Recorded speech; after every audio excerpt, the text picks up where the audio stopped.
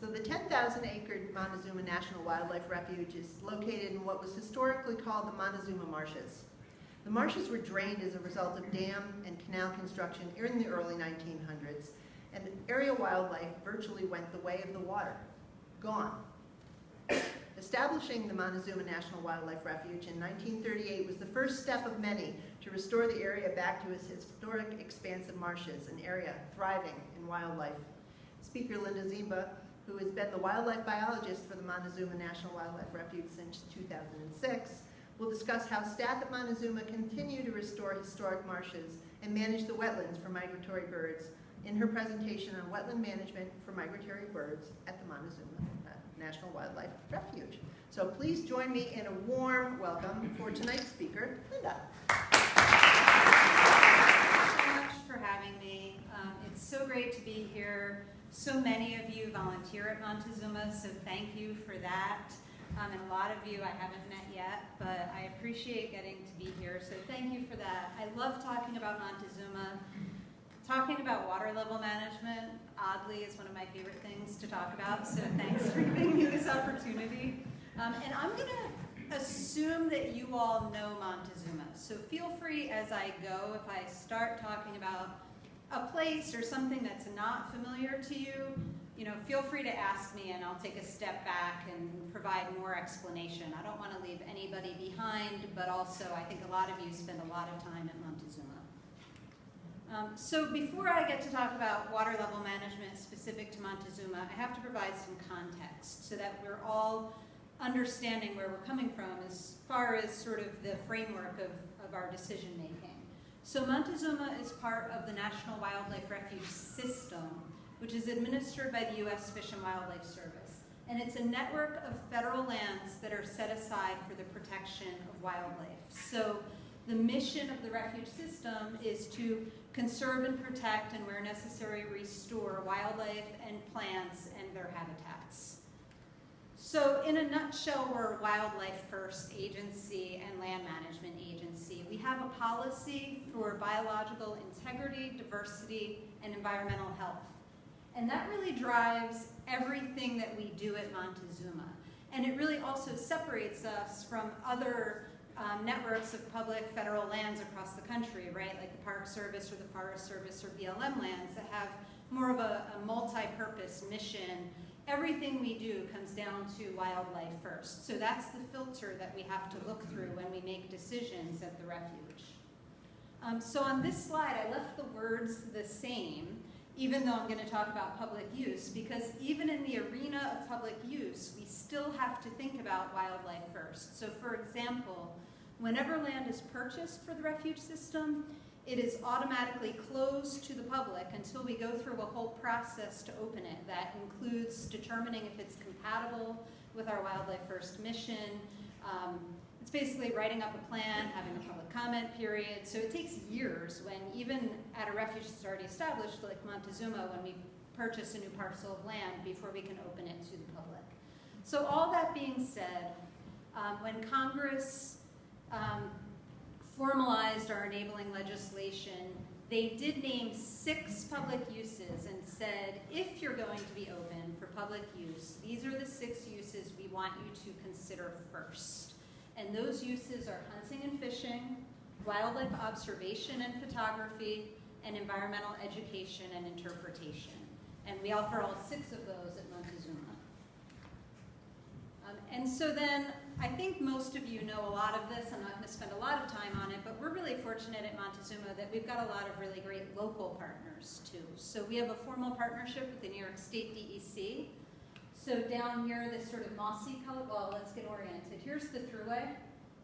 Here's Cayuga Lake. So this mossy color here is lands owned by the Fish and Wildlife Service as part of the National Wildlife Refuge. And then this mint green is lands owned by the New York State DEC as part of the Northern Montezuma Wildlife Management Area. The Audubon Center is up here on state land. Our Welcome Center is down here. So we all work together really well. And then we have a friends group that supports all of us and ties us together and keeps us communicating. And so I think we also complement each other really well too. So we have a lot of the same goals as far as our wildlife and habitat management, But for example, when the WMA purchases new land, it's the opposite of us. They're automatically open to the public unless they choose to close. And so zooming in even more, this is a map of the refuge itself. Once again, here's the thruway. And all this green is land that we currently own. And this dark black boundary is what's called our acquisition boundary. So that was designated by Congress. And whenever there is a willing a landowner in here who wants to sell their land to us, so a willing seller, we could potentially buy that land for the Montezuma National Wildlife Refuge. So like a lot of things I'll talk about tonight, it's both a constraint and an opportunity, right? I mean, we can double the size of the refuge, which would be awesome. Also, if you own 500 acres of beautiful wildlife habitat down here outside of Ithaca, we would not be able to purchase that for Montezuma because it's outside of this flat boundary here. And the odd shape of it is because we're focused on wetlands. So that line follows a contour on a topographic map so that we can focus on wetland habitat and just small areas of upland buffers. So that's why it has that cutout there. And so I can't talk about land acquisition without talking about duck stamps or the Migratory Bird Conservation Stamp. These are beautiful bits of artwork. There's an art competition every year. Hopefully this is redundant for you and you've heard of these. If not, look it up because it's a pretty cool program. The winner of the art contest gets their artwork put on a stamp. The stamp costs $25. When you purchase a duck stamp, 98% of the purchase price goes to the purchase of wetlands for the National Wildlife Refuge system. So it's a really efficient program to protect wetlands. They're great collector's items.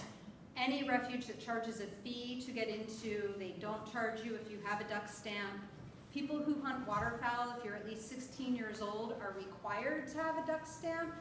But lands that are purchased with money raised by the sale of duck stamps, only 40% of that land can actually be open to waterfowl hunting. So most of Montezuma, more than 90%, was purchased with funds raised from the national sale of duck stamps, meaning 60% of those lands have to be sanctuary, closed to hunting, to protect wetland-dependent species. Okay, so when we purchase new land or lands that we've had, one of the first things that we do is we create a habitat map. So once again, here's the thruway. I hate that that's my landmark. Here's Cayuga Lake. And what we're mostly going to focus on now for the rest of this talk is this white and blue area, which is emergent marsh, and makes up about half of the refuge. And backing up a step, emergent marsh is a type of wetland that's dominated by grasses, sedges, rushes, and forbs, versus all this light green down here at the north end of the lake, and as you see along the rivers and canals, that's all forest habitat. That's all bottomland, floodplain, hardwood forest. So also wetlands, but with trees.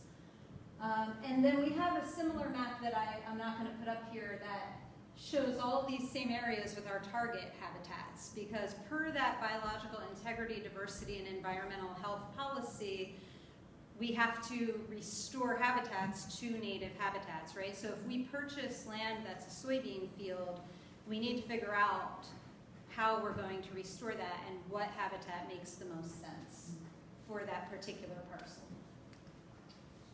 But tonight we're going to focus on emergent marsh, which is actually our highest priority habitat. And when I say emergent marsh, I'm cheating a little bit. We're really talking about emergent marsh, open water, and mudflat habitat, which are all connected, all in the same locations, which you'll see as we go along. And within our goal for this habitat type is to provide habitat for 3 groups of water birds specifically. So nesting marsh birds, migrating waterfowl, and migrating shorebirds. And we do that through water level control. And those of you who are science-oriented, and probably other fields too, are maybe pretty annoyed that I put a strategy right into the goal with the through water level control, right? That's a strategy, but it's such an important strategy that we elevated up to the level of goal. We absolutely cannot provide these habitats without controlling the water levels. So that's what we're going to talk about, is why we need to do that. And to understand why we need to do that, we have to talk about the Erie Canal, as Stephanie alluded to in the introduction. So here's Cayuga Lake and the Finger Lakes. Here's the refuge. The Erie Canal was great for westward expansion. It was really not great for wetlands. And the area of Montezuma was the most difficult part of the Erie Canal to construct. So from Lyons over here, 60 miles away to Baldwinsville, the elevation only drops by 23 feet. So 60 miles, 23 feet. This is a vast flat area that wants to be wetlands. And here's the refuge. And I think back to that construction. This was the hardest area to build. And a lot of people actually died of malaria as they were building this section of the Erie Canal because of all of the marshes that were there. And so I don't know if any of you know Bill Capel. He's a great guy and a hydrologist who worked for USGS here in Ithaca. He did a lot of research on local hydrology, and he found a text from the New York State Senate in 1831 that talked about the water flow in the Montezuma area. So here's Cayuga Lake, and once again, here's the thruway, here's our main pool, and here's Mays Point Pool. We're all going to squint and look a little sideways and try to picture what Bill Capel found in that 1831 report, where it said that the Seneca River flowed north out of Cayuga Lake and up north, and in the middle of summer, there was so much vegetative growth, that riverbed was so shallow that the flow of the water would reverse direction and go back south into Cayuga Lake. And this is what it looks like now. So this is the picture taken just slightly to the east of that last one. This is the barge canal that connects Cayuga Lake to the Erie Canal. It's maintained at a minimum water depth of 12 feet. And once again, Bill Capel with some local historians. Bill Heck jumps to mind. He's done a lot of historical research in the area. They were able to determine that the water table dropped by more than 10 feet. They've estimated 10 to 12 feet in the Montezuma area. And so that allowed all of these wetlands to drain out. And of course the Erie Canal is still there, right? And it's not going anywhere. And so when that happened, the next step was that it allowed private landowners in the area to ditch their land to drain the water and farm it. So whenever you see black soil like this, this is what's called hydric soil. It's a wetland soil. It wants to be a wetland to anthropomorphize things. And so farmers still have these ditches. And you know the 31 muck, the Route 31 that goes through the refuge, and we call it the 31 muck. So a lot of you probably already know this, but it blew my mind when I first moved here. The farmers have to pump water out of there to be able to farm their fields every spring. So when we purchase land in those muck areas, the dikes are already there because farmers had built them to keep the water out. So what we need to do is build up the dikes. So this is after we first purchased Knox Marcellus Marsh. We had a number of bulldozers out there to build up that dike in order to hold water in. And then we install water control structures, and we've restored, we're able to hold water in, and we're able to control the water level. And I love this photo because I think it's really cool that the U.S. Fish and Wildlife Service does most of this work in-house. So we have this cadre of people who are expert equipment operators and are also experts at wetland habitat restoration, which I just think is awesome. So Nick Vermeulen, right here, was our biotech for about 10 years and transitioned into our maintenance worker position. He's traveled as far as Arizona to restore wetlands operating equipment, which I think is really neat. And all these other people in this picture work at refuges in the Northeast, and in this case, they had come to Montezuma to help us with the restoration projects. So once again, once we've bought the land and we've built up the dike, why do we need to control those water levels? Why can't we just say, okay, we're holding the water back, we're going to put up a boundary sign, and we're going to call it good? Well, when biologists first started working on these wetland restoration projects in the mid-20th century, that was what we thought, or they thought, could be done. And what they found was this pattern where right after the restoration, the productivity would be really high, meaning there'd be a lot of plants, a lot of wildlife, and then over time, that productivity would really drop off. And what they learned is that there's a natural cycle in marshes where after the restoration, you get this, emergent vegetation, and over time, you get muskrats eating the vegetation, you get fish rooting around at the bottom sediment starts to float up, plants aren't able to grow as well, and you get what's called the lake stage of the marsh. And in a natural system, at some point in time, there would be a drought, right? I mean, the droughts just happen. And then, in a natural system, at some point, there would be rain, and that wetland would fill again. But if it's all artificially diked in, then those natural processes don't necessarily happen. And the other thing that I wanted to mention is that we have lost a lot of wetlands across our state and across our nation and across the world.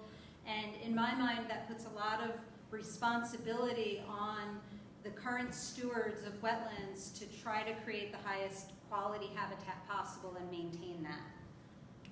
So I'm going to go through those stages in a little more detail because, once again, this emergent marsh cycle is what provides both our constraints of what we can do and our opportunities for what we can do. So this, I want to say this is Mays Point Pool in the lake stage, and all these little, there's a good one right there, all these little bumps way in the back are muskrat houses. So this has been completely opened up.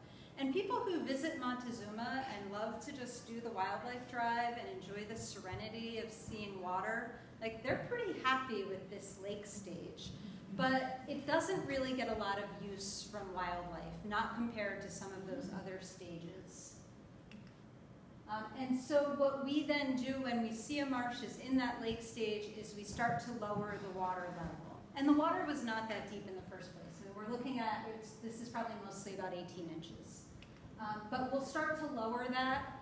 And unfortunately, I didn't have a good picture somehow of when we would lower the main pool like years ago when we hadn't drained it in a while. And I don't know if you all remember when it was lined with great blue herons and bald eagles. I didn't have a good picture of that. So here we are at Knox Marcellus Marsh.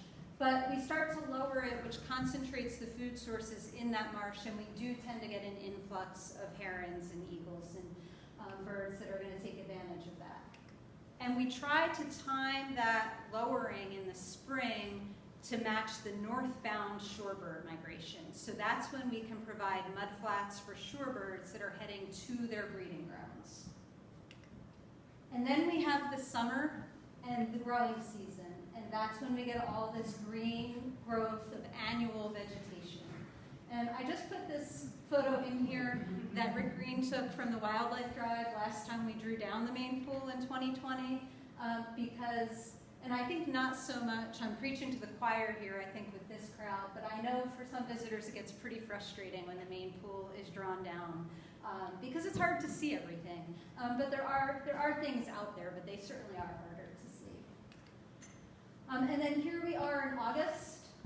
So once again, this is all green vegetation, annual plants that came up over the summer during the drawdown. We start, if we can, we start flooding the marsh in August for the waterfowl migration. And I like this picture because you can see all this green vegetation and this is what it looks like from the side, and you can't see any water, but we know there's water in here. We know we've started flooding it because the ducks obviously found the water, right? So I imagine right before this picture was taken, probably a bald eagle just flew over, right, and picked all these ducks up. And if someone was there, this is Shocky Pool, but if someone was there looking at it, it would be like, oh my gosh, look at all those ducks. I didn't know they were there 5 minutes ago. And here we are 2 months later, that vegetation starts to senesce or die back at the end of the growing season, and you can see what's going on a lot better. And then this is a little aside from that emergent marsh cycle. This is something that we learned from, we spent about 10 years monitoring wintering raptors. A lot of you helped us with that, so thank you for that. We were going out, the DEC is still doing this. We went out every week and counted short-eared owls and harriers and all the other raptors. And then we spent a lot of time crunching the data and mapping. And one of the things that we learned was that if we don't fully flood those marshes in the fall, the dried out impoundment through the winter provides really great habitat for short-eared owls. So we don't have that level of control in a lot of places, but some places we do. So the Sandhill Crane Unit is a good example. The bottom elevation is really variable, so we can put a little water on and leave a chunk of it dry, and then we tend to get short-eared owls. And a fun little aside, I was just talking to my colleague out at Iroquois National Wildlife Refuge, and he saw the same exact thing for the first time. He said, we never get short-eared owls, and then we weren't able to flood one of our impoundments, and now we have short-eared owls this winter. So it's neat to see that pattern happening in other places too. And so then, in typical weather, which typical weather may be changing, but by the next growing season we have water.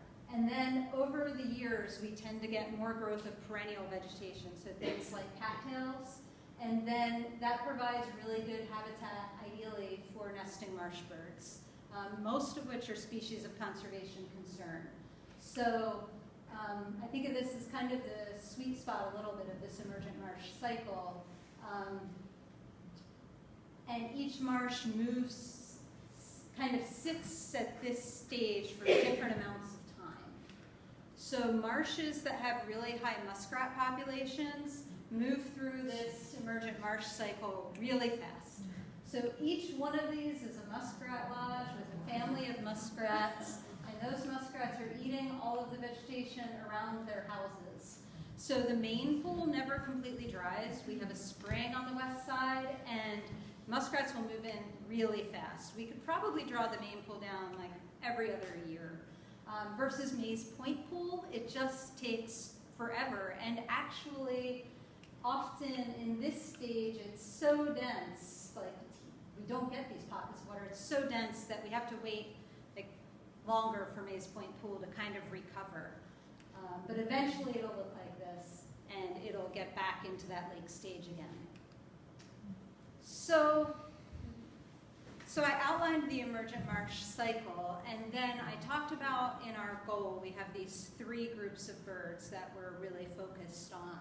And so for each of those 3 groups of birds, we have an objective that we're trying to reach. So we're trying to sort of manipulate that emergent marsh cycle so we can always provide habitat for these groups. And we have these specific objectives for them. So I'll start with waterfowl. So we have obviously an amount of area for all of these different groups. We have certain water depths we want. The thing for waterfowl is we like this annual vegetation because it puts all of its nutrients into its seeds, and then those seeds are a great food source for ducks. And then we want to have our plants and our water to be all mixed together. We call that high interspersion. So in this picture you can see like little pockets of water between the plants, right? So that's what we want for waterfowl, and obviously for all of these groups we want the habitat to be at the time of year when those birds are with us, right? So for shorebirds it's quite different, right? So I think the main thing for shorebirds that I want to point out to you that I think you'll find interesting, and I'm anticipating perhaps you'll ask me about, is that our acreage is much, much less for shorebirds. And that's because it's a much harder habitat to maintain. So in the spring, when we draw down one of those big impoundments, it's pretty easy to get more than 100 acres of shorebird habitat for that pretty quick northbound shorebird migration, right? For the fall in quotes, so for the southbound migration, we're trying to have habitat from July 1st into November. And every time we expose mud during the growing season, we get plant growth, so then we have to expose more mud somewhere else. Because every time we get more plant growth, of course, the habitat's not suitable for shorebirds anymore. So that's why this acreage is so low, because the time frame is so extended for that southbound migration. It's because that SMART objectives, that A stands for achievable. So it would be silly for us to have an objective that we would never be able to reach with the lands that we currently own. And then we have goals for, we broke our marsh birds into deep water and shallow water, and they have slightly different vegetation needs.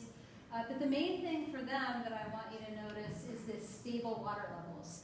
That can be really hard to provide. Usually what's happening is we're getting evapotranspiration all summer, so we're losing water, and so we're constantly trying to slowly add water because we don't want to leave these nests high and dry, and we don't want to flood these nests out.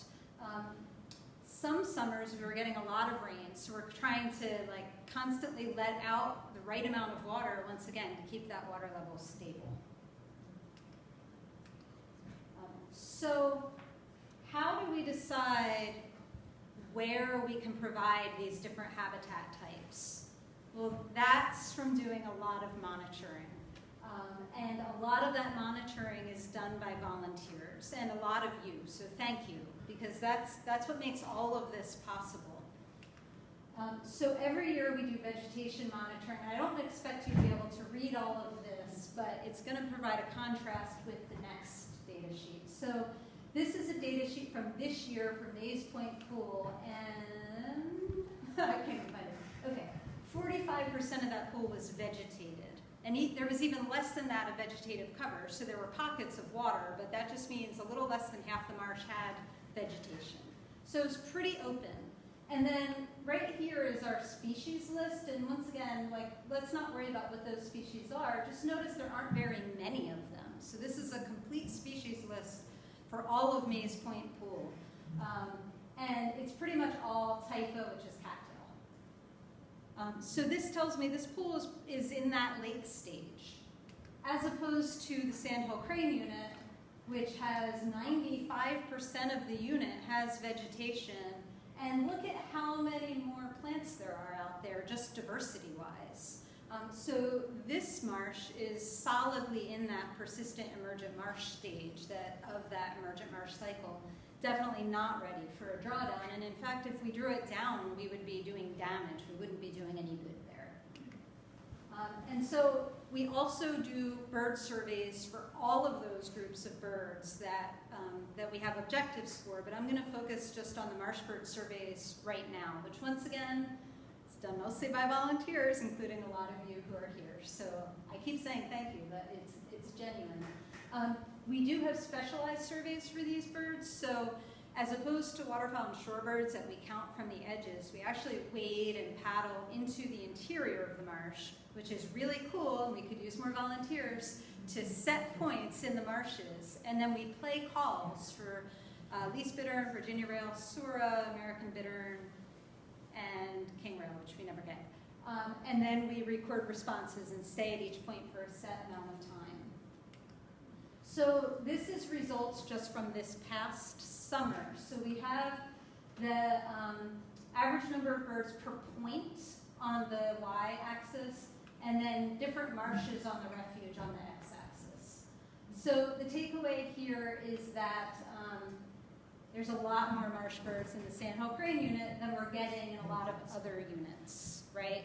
And if I pull out, I took this slide out because I had way too much, but if we pull out coot and gallinule, which aren't species of conservation concern and have slightly different habitat requirements, the patterns look pretty much the same. So if anyone was going to ask about that, I always, every time I look at these, I think, yeah, but what are coots and gallinules doing here? And then the other thing to notice is Shaki Pool. Shaki Pool is one of the best units on the refuge for breeding marsh birds most of the time. So a result like this has me wondering, maybe it's time to draw down Shaki Pool. So if we look closer at Shaki Pool, if we start with 2017, we didn't really have a ton of marsh birds. So we did a drawdown in 18, and then here we are through the years, and here's 2023. So it's a pretty clear sign, or a sign, paired with all of that other data, especially the vegetative cover data, that it's time to draw Shaki Pool down. And then the following year, that productivity should go back up again. As opposed to the sandhill crane unit. So here we are, high number 16 going down, years after the drawdown. We drew it down in 2020, but weren't really able to reflood it for 21, so that was an odd situation. It was kind of a 2-year drawdown. We had enough water that we still did these surveys, but didn't have many birds out there. And then it jumped up for 22 and 23. So we take all of that data into our planning process. So every winter, we spend a lot of time crunching all these numbers, looking at all of them, and then writing up a work plan of what we're planning to do for the following year. So I'm going to just run through some of these. So for Shaki Pool, we're going to draw it down. And I guess I want to point out, like, there's barely any spring waterfowl habitat out there because it's been so many years since a drawdown that the plants that those particular species like just aren't there anymore. But we're expecting, if we can get it drawn down and then flood it again, for most of the unit to be really good for ducks come fall. Obviously, it's not going to have any marsh bird habitat, but we think this is going to be the spot for spring shorebirds, assuming we can get the drawdown timed properly. So here's our lake stage, right? So where are we? We're in March, so 2 months from now, this is going to be mudflats, which will be shorebird habitat, ideally. We'll see what the weather does. And this is just to say, you know, if the marsh looked like this, obviously drawing it down is not going to provide mudflats, right? It's not ready yet. But Shaki doesn't look like that. So the Sandhill Crane unit, we're going to keep it full pool. It should continue to provide marsh bird habitat. Once again, like, the duck habitat is dropping off as you go years past drawdown. Knox Marcellus. So every year we plan to do the same thing in Knox Marcellus Marsh, which is to do a drawdown aimed to start providing mudflats on July 1st. That's always what we go into the growing season thinking we will try to do. But we do have some constraints. So for example, we do marsh bird surveys out there.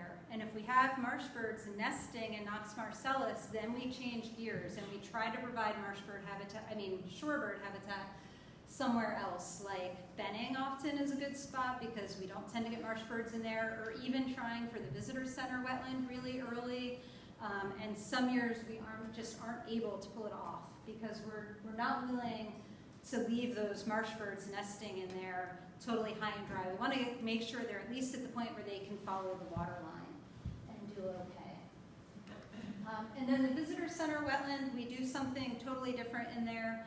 This is classic moist soil management. If we lived in the southeast, this is what everybody would be talking about, where we draw it down in the spring, so shorebird habitat, we let all this vegetation come up, and then we mow it and we disc it, and then we re-flood it to provide those mudflats and that shorebird habitat. But we're starting to bump up against a new constraint there. So this is a picture of LaRue's Lagoon, and all of this purple flower is an invasive plant called flowering rush that we have yet to be able to figure out how to control, but we do know that disking makes it worse. So that's why if you birded the refuge this past summer, early fall, you would have noticed we only disked a really small portion of the visitor center wetland, and that's because that was the one area that one of two areas that didn't have flowering rush.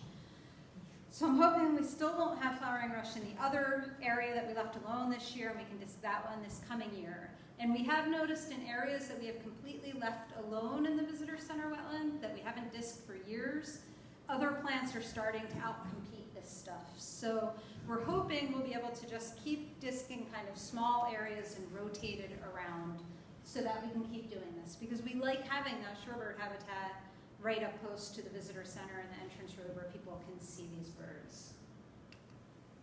And so I'm not going to go through all this. This is less than half of all the impoundments, but just to say that it all gets put together. And the main point is that we can't provide for all these different groups of birds all in the same place in the same year. So if you look at any of these impoundments, there's always going to be a zero somewhere because you can't do all of them in one spot. Okay, so then how do we know if we're succeeding in doing all of this? We plan it out, right? But then how do we know if it's working? And if it's not working, how do we know that we need to pivot and do something else?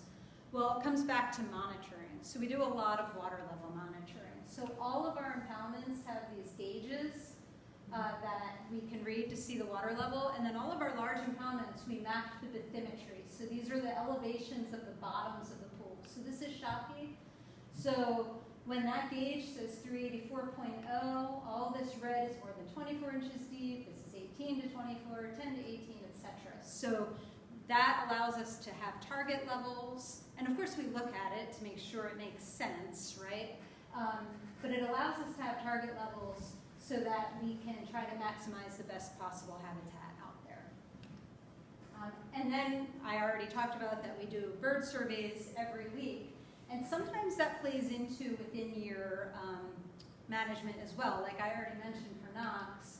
So this is our visitor center wetland, and you can see some shorebirds here, and they're all in the water, right? I mean, there's like dry ground. I don't want to really call it mudflat, but there's dry ground in between, and there's no shorebirds there. So this would be a case where we would look at the weather forecast. And if there's rain in the forecast in the next couple of days that looks significant, then I would feel good. I'd feel like, okay, that's gonna raise this water level a little bit. But if the forecast is to be dry for the next several days, we would turn the pump on and pump water into that visitor center wetland to try to bring that water level up a little bit and hopefully provide a little bit more habitat. Okay, so remember I talked about the sandhill crane unit and how it was kind of a weird 2-year drawdown? We started drawing that down in 2020, and we got a lot of rain the end of May, early June, and it brought the water up a little bit, and black terns started nesting there, and black terns are endangered in the state of New York. So it was shallow, so here I am, like that's my leg. And so we had to rush out there and put all the boards back in and hold the water back to try to keep the water in there through that nesting season, and so postpone that drawdown. Okay, so I want to talk a little bit about, can we really do all of this? And I think it's confusing for people, for visitors, because sometimes you see something that's happening and it's hard to know if it's something we're doing intentionally or something that's just happening because of the weather, or something we're doing for wildlife, or something we're doing for maintenance. So I'll try to answer some of those questions. So this map, here's the throughway. All of these yellow polygons are different waterborne monitoring units.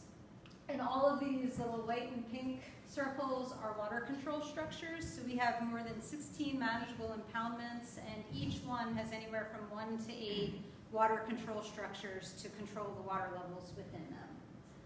So I'm going to run through a couple of these, but I think this would be a good time if anyone has specific questions. I'm happy to talk about areas you're particularly curious about.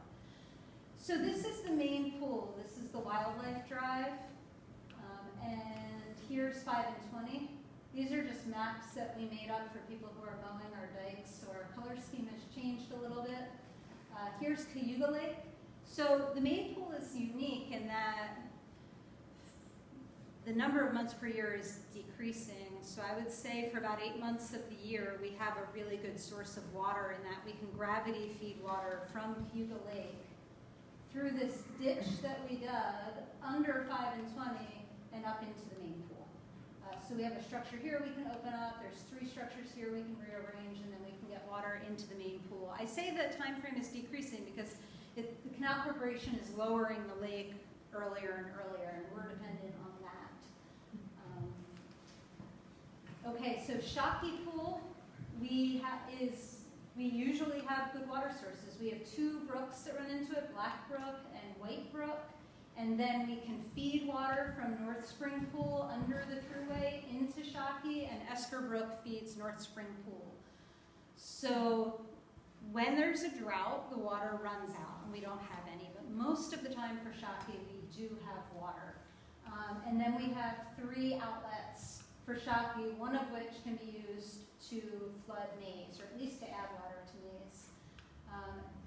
And then this outlet is a large gate structure that I'll show a picture of later. So that's Shaki. And then Knox Marcellus. So So we don't have a lake or a sizable brook or anything for Nox marcellus. What we have is runoff through these woods that we divert into Nox marcellus marsh. Most of the time, that's how we have it set, even when we don't want to raise the water level, and then we can let water out the southwest structure. And just by flowing it through, it keeps oxygen levels up, which as you lower water more and more, especially in the summer, we worry about decreased oxygen levels and disease outbreaks. So having a way to run water through helps. But when it's really dry, then we're not getting any runoff through the woods, so then we don't have a water source. When it's really wet, we can divert the water, not run it through. But when it's really wet, this outlet no longer functions as an outlet, and water will actually back up from the canal, under Towpath Road, back up into Nox marcellus. And that has happened before at a time when we're trying to provide shorebird habitat. Not usually, but it has happened. And then here's Puddler Marsh. There's a whole triangle of structures up here. Depending on the water levels, sometimes we can move water back and forth between Nox and Puddler.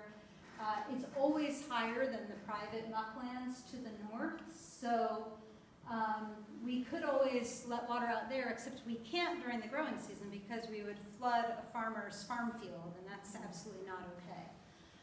The plan always here is, like I said, to get that shorebird habitat in Nox, and then to hold Puddler high kind of as a reserve. So we get that annual growth of vegetation in Nox.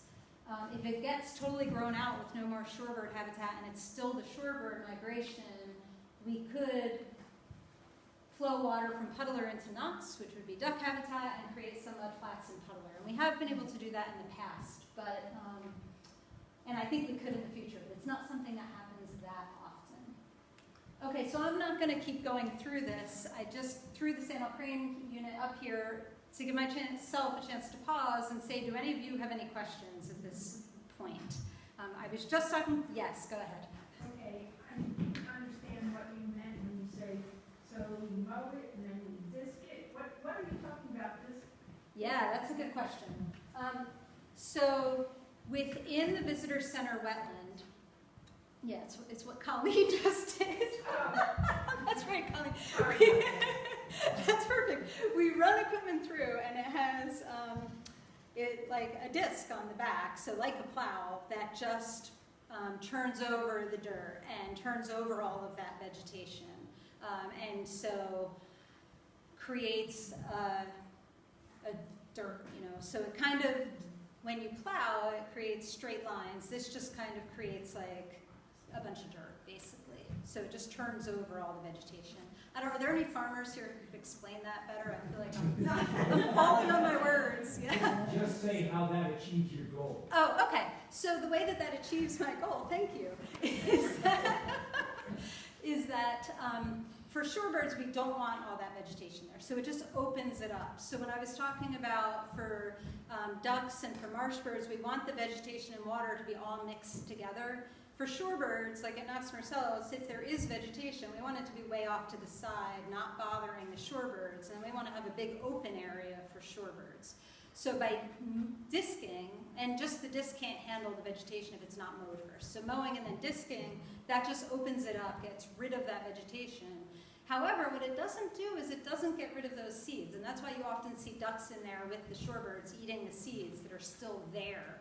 And that's why those plants then, well, we've got a great seed source anyway, but it also helps with all those plants coming up again the next year or two. Does that answer your question? Yes, thank you. Okay, So yes. the disking is not trying to put the seeds too deep that they can't germinate. No, Okay. nope, it is not. Yeah, it's leaving them on the surface, it's just trying to open it up. Yeah, yes. I've always wondered how this disking and creating this mud provides the right species for the shorebirds to eat. I mean, they're coming from like the ocean shore where there's all this different kind of food, and then there's all this upstate mud. And what are they eating? Yeah, that's a good question. So she asked about what are the shorebirds eating? And I mean, the easy answer is they're eating invertebrates that live in that top level of sediment. The longer answer is I can't tell you exactly what they're eating. I can tell you that before I got to Montezuma, I was involved in a study that Montezuma was part of, and my refuge, where I was in New Jersey, was part of too. And we were looking at shorebird habitat, among other things, and we took benthic, so we took soil samples. And what we found, we thought that we would get really high invertebrate numbers in these core samples of the sediment where the shorebirds were, and that would inform, we were doing this study. And what we found was no correlation with our invertebrate numbers, and what we concluded was that we are not as good at finding invertebrates in the soil as the shorebirds are, because if the shorebirds are there, they're obviously, and they're eating, there's obviously something there for them to eat. And just the fact that we can't find those things doesn't mean those things aren't there. You know, I remember the head biologist said, what are we going to do if we take all these benthic samples and there's no invertebrates, but there's a bunch of shorebirds out there eating? Are we going to like flush them all away because there's no food? No, obviously they're finding the food. So I don't exactly know. I can tell you that I did talk to one invertebrate biologist who said, oh, well, if you're pumping water in from the main pool, then you're actually pumping invertebrates in with that water. So I thought that was pretty interesting. I know it works, and I wish I knew more about it. It's a really common practice in the Southeast. It's like, this moist soil management is like the gold standard for this kind of habitat management, and they do a lot of it. But that's what I know about it. Yeah. Yes? It sounds like you're using a lot of existing habitat to recycle, let's say. Do you Yeah. ever add anything? Oh, yeah. You like add new habitats? Yes. Yeah, we do. Yeah. Or add anything to a soil or a marsh? Oh, Nutrient-wise, you have to go out and spread it out or something? no, we don't. No, so we add new marshes. I mean, we're buying new muck farms all the time, but we are not adding any kind of fertilizer or anything like that to the marsh. And that was something we kind of discussed when I first started at Montezuma, and actually it was with the Sandhill Crane Unit, because I don't know if any of you remember, John Comfort was just talking about this. It came up initially in purple loosestrife and cattail and trees. There were black-crowned night herons nesting in the interior. The manager at the time was horrified. He wanted to aerially spray all of the woody vegetation and seed it. And what we found was just letting this emergent marsh cycle happen took care of it. So we didn't spray the trees. I mean, thankfully we found the black-crowned night herons were nesting there, so that acts that idea. But we didn't need to do all those things. So I think that we have a very good seed bank. We do sometimes seed species, so like all of the pickerel weed that's growing in Seneca Flats, all of that was seeded. We seed arrowhead. So we'll seed species that we know are native, that there's a little less of across the landscape, especially things that will grow where cattails grow, because cattails are not the greatest habitat in the world. So if we could get arrowhead, which there's a lot of now in Knox, and pickerel weed instead of cattail in some places. So we do some seeding. Yeah, some other, we've put in some sedges and I things. see. Yeah, so a little bit. Yes.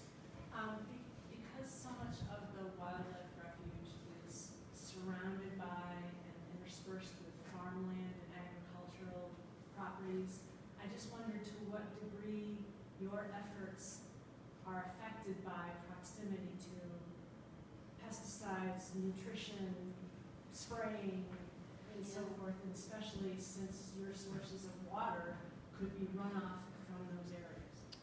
Yeah, that's a good question. So, from the contaminants biologists I have talked to, which I am not, they did not seem too worried about it. We did have one time, so I've been there since 2006, one time in the Sandhill Crane Unit, we had a very small die-off of, I think it was like 10 total birds. Like there were like 7 mallards, there was 1 grebe, and I don't think the grebe was related to the mallards. I think we kind of found it because we were out there collecting them. And the Cornell Veterinary Lab couldn't find, any disease, and no disease outbreak happened, basically. If it was a waterfowl disease, we would have thought it would have affected a lot more birds, and we kind of wondered if it was related to the farm fields, but that was really just speculation on our part. So I don't think we're getting a negative impact that we are seeing. That's like there could be indirect or what's the word I'm looking for, like sublethal effects happening that we're not noticing, but yeah, that's all I know. Yeah, you're welcome. Yeah, Bob. Linda, I'm surprised in looking at some of these most recent maps at how many places you have to let water in. I Oh. was, it's different from what I thought. Well, a lot of these are to let water out. Like this one, we can only let water in here when the canal is flooded, and that's maybe 5% of the time. And actually, we have to be really careful because we'll start letting water in here, and then they'll drop the canal level, and the water will start flowing back out again because floodgates just don't work. So, so this is an outlet. This one, we're picking up water flowing through these woods here and down this ditch. So usually we can like divert it in. So that one usually is an inlet if we're getting enough rain and if beavers don't block up on private property. Is there anywhere else besides the visitor center pool where you actually pump in? Yeah, so the other place is Eaton Marsh, and you probably can think to yourself and remember that you haven't seen a tractor parked at Eaton Marsh recently. Pumping uses a lot of diesel fuel, so we're always thinking about the climate impacts, and it also takes up a lot of staff time, which we're also always thinking about prioritizing. And so lately we've been kind of just letting Eaton go if it's too dry out and focusing on other areas, but those are the two that we have to pump into. We have a pump, the pump house at Shockey Pool, that's no longer functional, but in 2005, right before I started, they tried pumping water into Shockey, and they said they could barely keep up with they couldn't really keep up with evaporation with pumping. And often when Shockey's dry, the canal's dry, so you wouldn't be able to get water from anywhere anyway. So yeah. Wait, you have a follow-up? A second question. Okay, somebody back here has a question. She raised her hand at the same time you did the first time. Go ahead. Yeah, I'm curious about if you monitor things like the effect of the agricultural fields around. Do you monitor the effect of the thruway? I would think the thruway would have enormous impact. And well, salt in the wintertime, but just the cars and trucks and stuff going on all the time. That's a good question. We don't, but when I think about what plants to plant along that stretch, I'm always looking for salt-tolerant species. We have had a couple different researchers from different universities, and don't ask me for details about this because I'm not going to be able to give them to you, but did studies looking at the impact of noise levels on song. So somebody studied swamp sparrow, and the other one was maybe common yellowthroat or something like that. But so no, that's about it. We did talk about, we worked a little bit with Hobart and William Smith. We did talk about if we could increase the connectivity between the main pool and Mays Point Pool. So we have a unit called Kip Island that's on the east side of the canal, and the culvert under the thruway is so big, deer can go through it. I mean, it's really big. Like I paddle under it. It'd be really lovely to have something like that for the main pool and Mays Point Pool. My attention keeps getting diverted as we're buying new lands in other places that I haven't really been able to focus on that. But I do think in the long run, it would be great to have a larger connection there so that there would just be more connectivity. We do only have it blocked on one side, so like the water's only blocked off on the main pool side, so we're not trapping critters under the thruway. You know, if they start to swim in from Mays Point, they can turn around and swim back into Mays Point. But yeah. Yes. These obviously are satellite maps, I imagine. Yes. Yep. My original question was going to be, are you using drones to help you do that? But the airways over your marshes are so busy, maybe it's kind of tough to fly a drone. That's a really good question and something we've been talking about a lot. So for the folks online, he was asking if we use drones. We have a lot of confusing policy all wrapped around drones, but I will say that it is a really effective way to monitor. So those data sheets that I showed you, I didn't talk in depth about them, but we did use drones to look at the percent of the marsh that was vegetated, the interspersion, a lot of those, not the species ID so much, but the other characteristics we'd use drones for.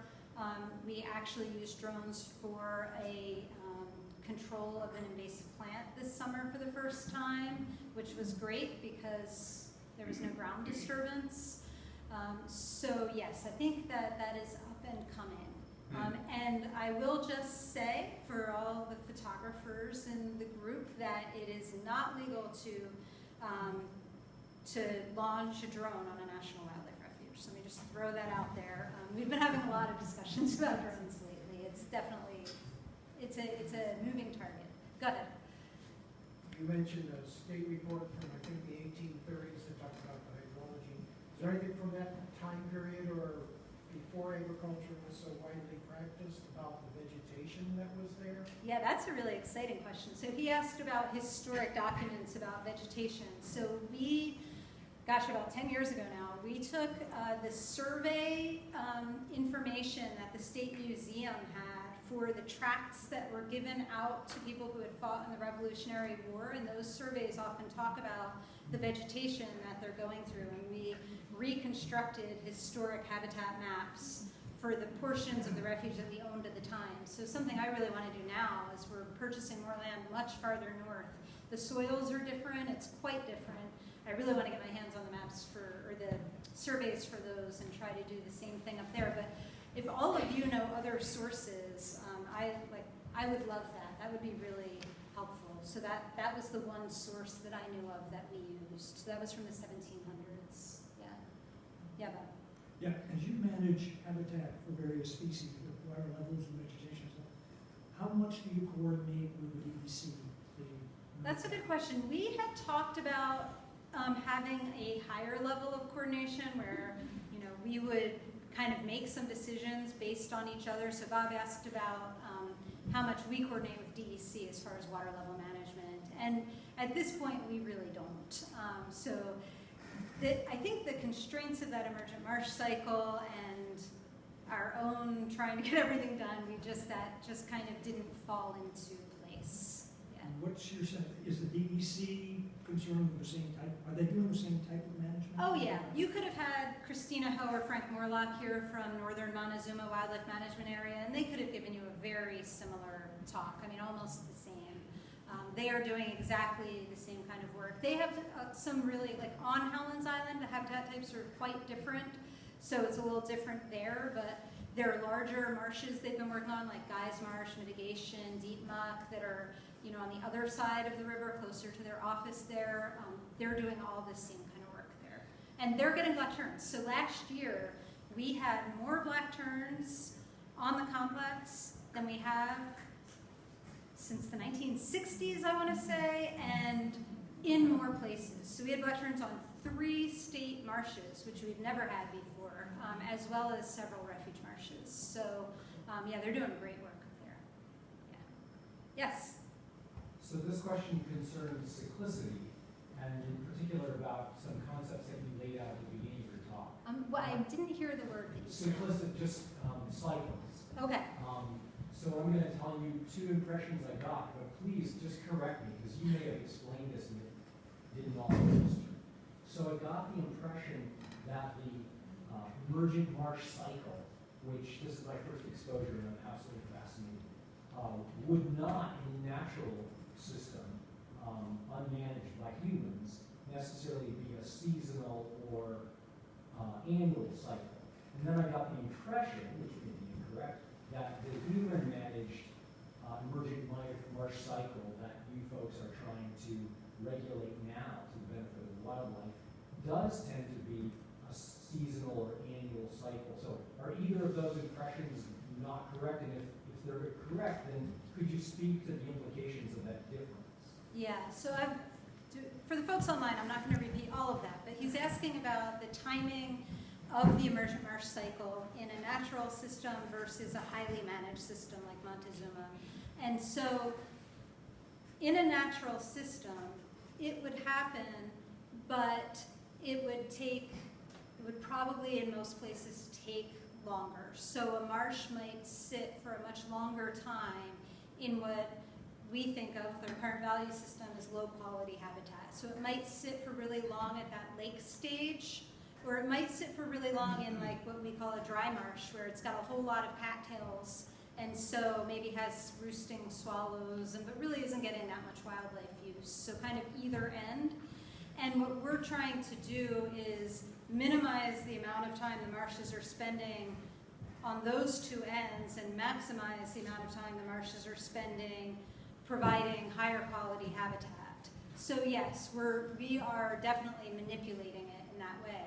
And that gets to what I mentioned about feeling a high level of responsibility as a steward for the remaining wetlands, because 500 years ago, if there was a marsh that sat in that lake stage for 5 years, the marsh birds could go maybe 50 miles down the road or across the field, where currently there's a Walmart now, right? So we're trying not to let it sit in a lower quality habitat type. Yeah. Thank you, that's excellent, but just one addendum to that is, when you're pursuing the current management that's trying to optimize the productivity, does that tend to wind up being more of an annual cycle or not necessarily? What do you mean by an annual cycle? I mean, the stages where it's late or... No, it takes longer than 1 year. Okay. So the fastest marsh that we have is the main pool. And I don't think it would be good for the habitat in the main pool to draw down every single year. I think it would be overtaken by cattails and phragmites.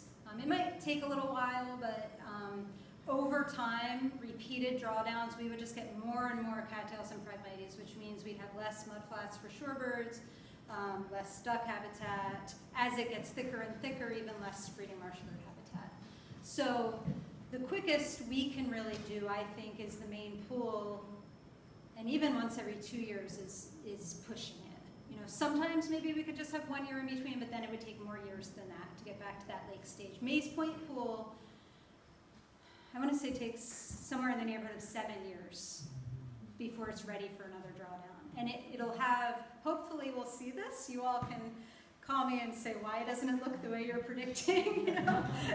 But hopefully what we're gonna get is shorebird habitat this spring, and then we're gonna get that annual growth. I don't know that we'll be able to flood it for the fall with Shocky Downs, so we'll all look and see if we get short-eared owls out there or not next winter. But by the following spring, we should have a lot of waterfowl in there. And then my guess, and this is not ideal, is that it's going to be too dense for marsh birds for maybe 2 years until muskrats are able to move back in and open it up. So with this drawdown, we're going to have a couple years of less than ideal habitat in Maze Point Pool, maybe a year or two from now. Yeah. Yes? Several years ago, there was the incredibly wonderful abundance of least bitter on the main tour route right at the start. Do you know what you did right there? I don't know that I can take credit for that one, really, John. I think we got a little lucky. I mean, you know, we're trying to do all these things, and if it works out that we have a really cool species like least bittern right along the wildlife drive, that's awesome. I mean, that's terrific. But I'm just trying to get it somewhere on the refuge. Yeah. Yes, Mom. Presumably snow geese are not part of are they part of your plan? Oh boy, snow geese. They are not part of the plan. They do use the refuge, of course. We are not managing for them. We do allow snow goose hunting. The Fish and Wildlife Service, as an agency, has a strategy to decrease the snow goose population because they are eating out their nesting habitat in the tundra, which is causing a lot of problems for other species. So we're contributing to that effort by being open to hunting for snow geese. Yeah, Bob. And you had a picture of Knox Marcellus up there a minute ago, and made me think of Towpath Road. Yeah. So tell us, what's the ownership situation and the management situation of towpath? Yeah, we do not own Towpath Road. The power company, and I don't want to say the name, the wrong company, so I'm not going to name which one I'm thinking it is right now, but the power company that owns that power line right there owns Towpath Road. We put in some effort a number of years ago now to try to make some improvements along Towpath Road, and it didn't really go anywhere. And I think at one point, someone who worked for the refuge talked to someone who worked for the power company who said, you know, we could always just put up a gate and close it off. And I think at that point we were like, okay, like, we'll lay off, and that's what it is. So we don't have any control over Towpath Road. Yes? Could you comment on your funding sources and the cycle and content of your funding? I can, yeah.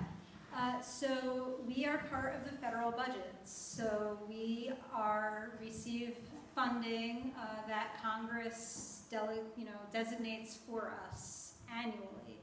Our fiscal year goes from October 1st to September 30th. In a normal year, we don't really get money until April. But in a lot of years, more and more frequently, that keeps getting pushed back as they keep passing continuing resolutions and debating and so forth. So usually when they, let the government shut down, we're one of the agencies that's shut down, which means we can't go to work, and depending on who the president is, the refuge may or may not be open to the public. Yeah, do you have specific questions about funding? It's probably inadequate. Well, yeah, I can't say that, but I did have a slide that I took out that shows I was going to keep it after my questions slide in case someone asked about it, but we do receive a lot less funding than other land management agencies relative to the amount of land that we have. So that is a fact, yeah. So we rely a lot on volunteers. We've got great volunteers. We've got great partners. There's this Great Lakes Restoration Initiative that often has funding opportunities that we can apply for. So I feel like, I don't know, we always say, this is so corny, but we always say at Montezuma we have a can-do attitude, right? But I mean, we do, right? We feel like we just make it work. At one point we had 3 employees, and we just kept doing projects. I mean, we just kept making it happen. Like we get stuff like this in our dikes. I took this picture 2 weeks ago on one of our dikes. I think you can kind of see how deep this hole is, and this was just one of many. So the next day, Nick had a mini excavator out there to fill it in, right? I mean, we just keep doing what we can. Yeah. Yes? I have a question about restoration and your seed source. Oh, yeah. I'm guessing when you do restoration and when this is closed off to the public and you're, getting things back, trying to get things back, you probably have to have a lot of seed. And I'm just curious what your seed source is and where it comes from. And it has to, according to what your slide said, it has to be native. So where are you getting your native seed source for that much seed? Yeah, that's an excellent question. So she asked where we get our seed from for restoration projects. So in our muck restoration, we mostly do not seed. So that was the Sandhill Crane Unit example. The seed is there or it's brought in by birds. So we don't need large quantities of seed for our muck restoration projects. We do need a lot of seed for our upland restoration projects, and we get that from a number of sources. So some seed we do collect locally. We have a volunteer group called Marsh. It's a lot of fun. We meet every Wednesday from April to October. You are all welcome to join us. Our Friends group provides lunch, and when native seeds are ripe at the end of the season, we spend a lot of time collecting native seed. Both from the refuge, from northern Montezuma, and from Seneca Meadows. And a fun fact is a lot of the plants at Seneca Meadows were grown from seeds that were collected on the refuge, so that's still very local. But we do also end up buying seed. There's a large company in Pennsylvania, which is very lucky for us. They get a lot of their seed from fairly close to their location. They list the ecotype at least, so we avoid like North Carolina ecotype. And now we've just started a partnership. So this was from, you asked about funding. I want to say this was from the bipartisan infrastructure law. The Northeast Refuges got funding to partner with the Mid-Atlantic Seed Bank, which is a nonprofit to collect seed at refuges in the Northeast. And the plan is to collect seed from native plants and grow those plants in greenhouses so that that seed will then become available for restoration projects. So we just started working with them this winter planning. So we just emailed them like, everything we've ever planted anywhere, because they want to avoid those places because they really are interested in getting local genotypes, right? Which is kind of, I think, what you were getting at. So that's up and coming and really exciting. So sometimes we don't get local genotypes, like we buy from that company, because I'd rather have at least native species than do nothing and have Canada thistle, right? And that's kind of the choices we have. And then often we can get funding, especially for like pollinator projects. So right now on East Road, you can see a lot of work going on right from the overlook. That's funding we received for a pollinator project. So we'll do another year of invasive control there, and then we'll put seed down there. So that's what's happening there. You just reminded me of that. Does that answer your question? Yes, thank you. You're welcome. Yes? Do you have a way to assess or monitor public use? It's not like you have a single gate to keep track of. Yeah, we do. I don't, but we do. We have a visitor services manager whose name is Andrea, who a lot of you know, who's really great, and she runs all of our visitor services programs. We do have a counter at the start of the wildlife drive, so we know we average 500 visits a day on the wildlife drive, which kind of blew my mind when I looked at that recently. I didn't realize it was that high. And our visitor center volunteers have clickers, so they track. We have a traffic counter at Shockey Pool, but we don't have anything like on Van Dyne Square Road, which is a public road, or on East Road. For all of our hunt programs, it's all, you have to have a permit, so we track those numbers very closely. So, yeah, I think that Andrea feels pretty confident. She recently had an intern counting number of people in cars on the wildlife drive to make sure she was doing the math right and estimating, out from cars to people. So that's how we do that. Yeah. Other, yes? Kind of related to that, is there any pressure on you to make it more park-friendly for all these people that actually don't know anything about wildlife and want you to do things so they can see stuff rather than do things the way you've been describing? Yeah, sometimes. Does it go anywhere? No, and well, I don't want to be flippant about it. I don't want to just say no, never. But we do go through cycles of planning where we solicit input from the public and try to get a sense if we could be doing things differently that would be better for people and still keeping that wildlife first mission in mind. So we try to balance wildlife first with being receptive to what people, would be excited for. Yeah. Yes? I would say this has been one of the most interesting programs. Yes. It's been wonderful. Well, thank you.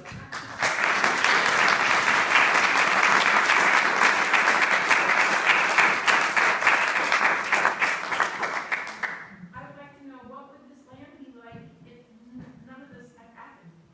Oh, that's a good question. I think the muck farms would be farmed. Some of them would be duck clubs, which they manage differently. So in my mind, their objectives are hunting. So that's quite different than our objective. So I think it would be a lot of waterfowl hunt clubs and farms for those muck soil areas. And I think the uplands would be a lot of kind of what we're seeing outside of Ithaca, but maybe a little bit slower up there with sort of scattered development, right? Uplands, you'd get a house here, a house there. That's my prediction on what you would find there. You wouldn't have wetlands and water birds. Yeah. I think we have time for one more question, so if there's another one out there. Yes. Well, sorry. So, okay. Go ahead. Yeah, go for it.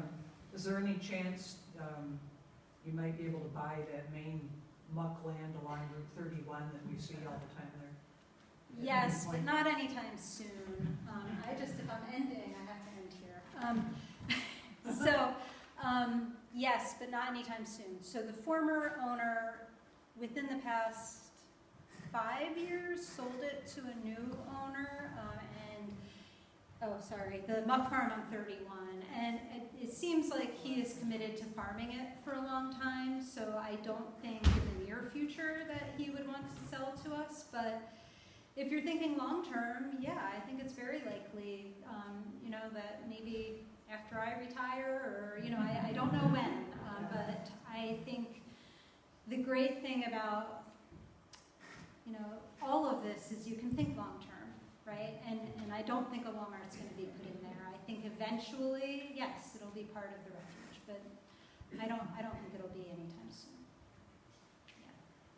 Thank All you. right, thank you so much. You all.